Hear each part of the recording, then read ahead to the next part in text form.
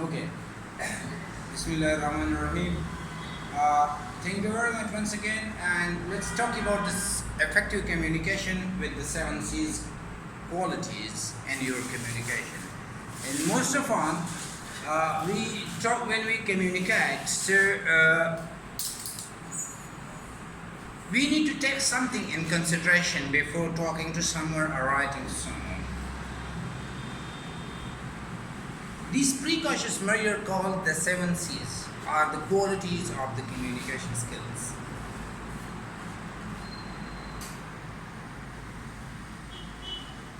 Yesterday we got an introduction about the seven C's, and today we are going in a little bit in more detail and understanding all the C's, the seven C's with the examples. So I Google out some good example and I wanted to share with you guys today about, and we will be inshallah covering one C in a day.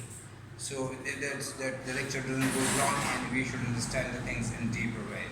So the first C today is clarity. Clear. Clarity is the quality. What does it mean by clarity? When you want to be clear, when you want to be clear in your effective communication and in your communication with the next person, the first thing is that you need to answer the 4W1H question. It also related with the completeness, and it is also related with the clarity, that when you answer those questions, to whom you are writing, why you are writing, what is the theme, what is the topic, what is the objective, so there is no ambiguity at all. There is no ambiguity at all in your communication when you are talking to the next person, so you are clear to the point. You are clear. If we study, when I was a student and I was doing my BS in business communication, so that time in business studies, that time I was thinking that what could be the clear example, the clarity example, and our religious Quran is one of the best examples of clarity in communication.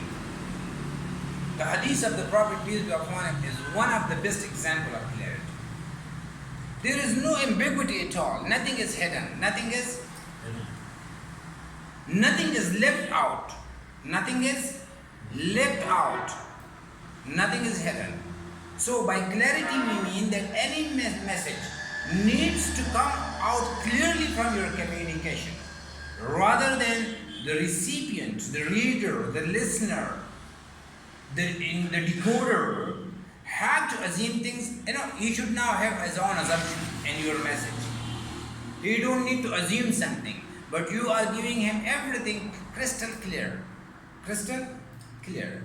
So there is no point of assumption in terms of reception or in terms of decoding and understanding that another person start assuming the things in your message. But you give them the clear-cut message categorically. One point. Second thing is that when you don't pay attention to the clarity, it dilutes the attention of the reception. It dilutes the attention of the receptionist, that he don't understand you clearly and he start assuming the thing from his own side. If we are clear in our message in our personal lives, if we are clear in our communication in our professional lives, if we are clear in our communication in our religious or our spiritual life, we will go to the right path. But we start assuming the things because we are not getting the clear-cut message, the to-the-point message. And that is really not a good idea to be ambiguous, to create ambiguity, to create confusion. And you deliver a message to the next person and you start wondering. You start thinking something else. And he takes your message in a negative way. The chances is that if your message is not clear, he will take it by another way. You are trying to have a friendship with him, you are trying to bring him on board, but the problem is that your message is not clear and he goes against you. So clarity is really not a limited thing. it's really a broad concept in terms of message and communication, that our message should be clear. There are different types of lies we normally use in our communication language. A black lie, gray lie, white lie. Okay, so a gray lie is a concept that you speak. Okay, you talk to someone and you actually telling a lie, a gray lie. This is a new concept in communication, mostly for you guys. That we don't speak black lies, but we speak, and maybe the chances is that you start receiving gray lies. Now in our media, in our Pakistani media, none of the message is clear.